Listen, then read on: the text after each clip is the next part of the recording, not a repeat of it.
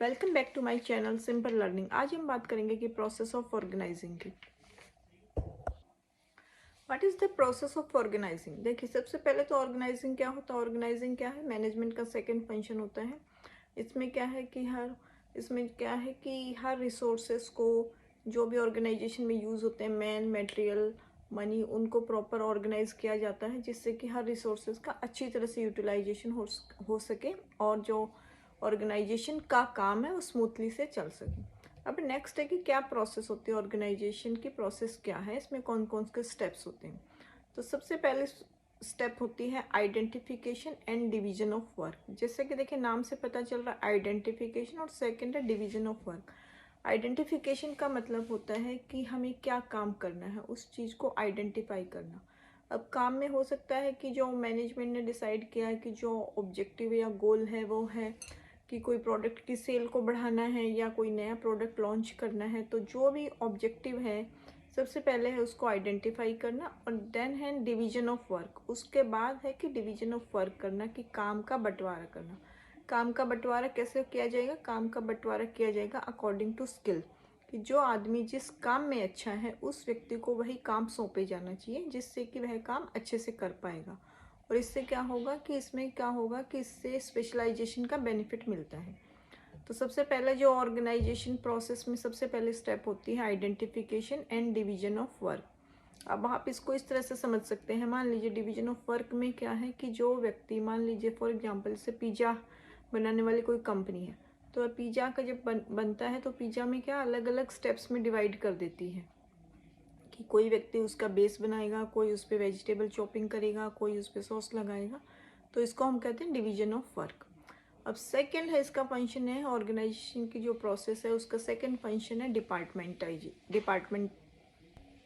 डिपार्टमेंटाइजेशन।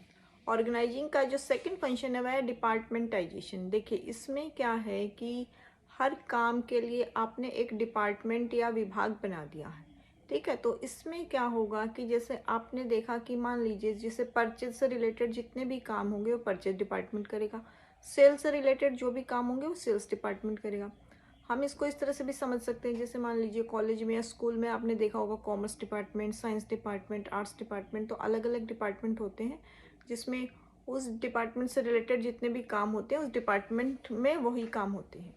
अब इसमें क्या है कि डिपार्टमेंटाइजेशन में ऑर्गेनाइजेशन या कोई भी कंपनी में किस तरह से डिपार्टमेंट बटे हो सकते हैं। हो सकता है कि एक तो होता है कि डिपार्टमेंट की काम के जैसे जैसे काम होते हैं, जैसे परचेज का अलग डिपार्टमेंट, सेल्स का अलग, मार्केटिंग का अलग।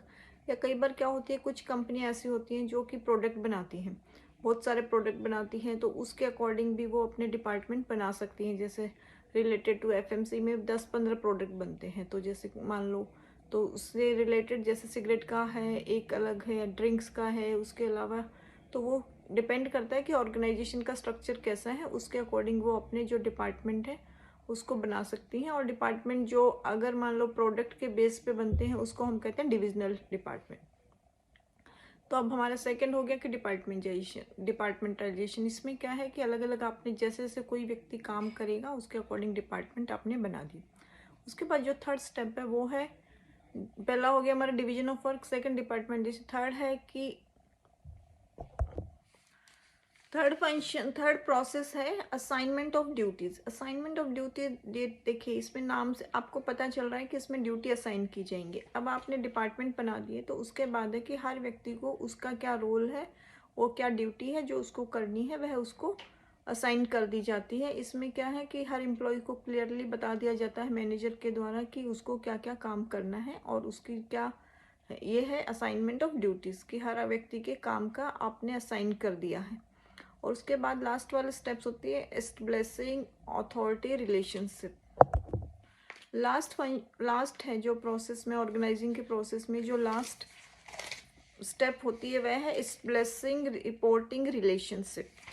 अब यहाँ पर रिपोर्टिंग का मतलब होता है कि हर एम्प्लॉय को ये पता होना चाहिए कि किसको उसको रिपोर्ट करना है। रिपोर्ट का मतलब यहाँ पर है कि कौन उसका बॉस होगा, कौन उसका मतलब सुपीरियर और सबॉर्डिनेट का रिलेशनशिप बना दिया जाता है कि कौन आदमी किसको रिपोर्ट करेगा, बॉस कौन है, उसके अंडर कितने आदमी काम करेंगे। तो इसको हम कहते हैं कि यहाँ पर रिलेशनशिप बना दिया जाता है, जिससे क्या होता है कि काम अच्छी तरह से हो सकता है।